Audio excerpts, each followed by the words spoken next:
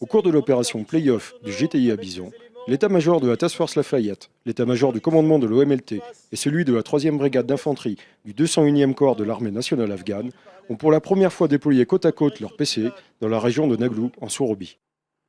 Leur but, suivre la situation au plus près de l'opération et coordonner les actions de toutes les composantes déployées sur le terrain.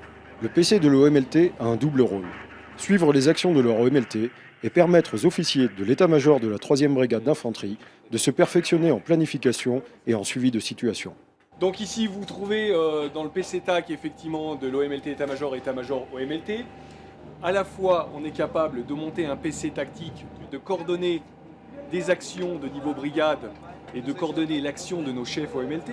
Et également au sens OMLT état-major, c'est-à-dire de coordonner, de conseiller et donc surtout de mentorer un PC de brigade, ANA.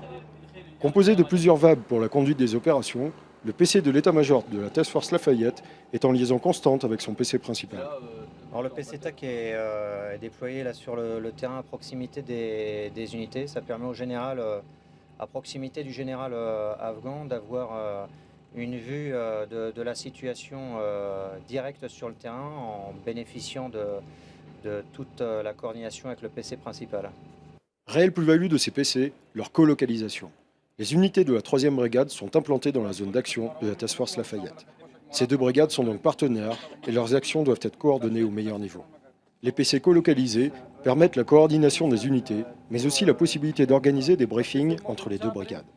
Ainsi, les deux généraux de la 3e brigade et de la Task Force Lafayette ont pu travailler ensemble sur la conduite des opérations en cours et à venir.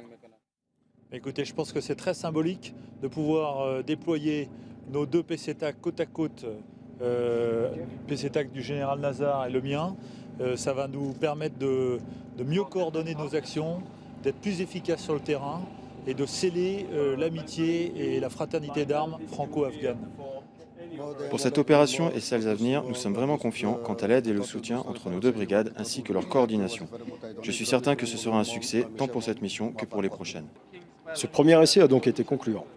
Il amorce une nouvelle étape pour la conduite des opérations afin de permettre à l'ANA d'atteindre l'autonomie complète dans la gestion de la sécurité de cette région.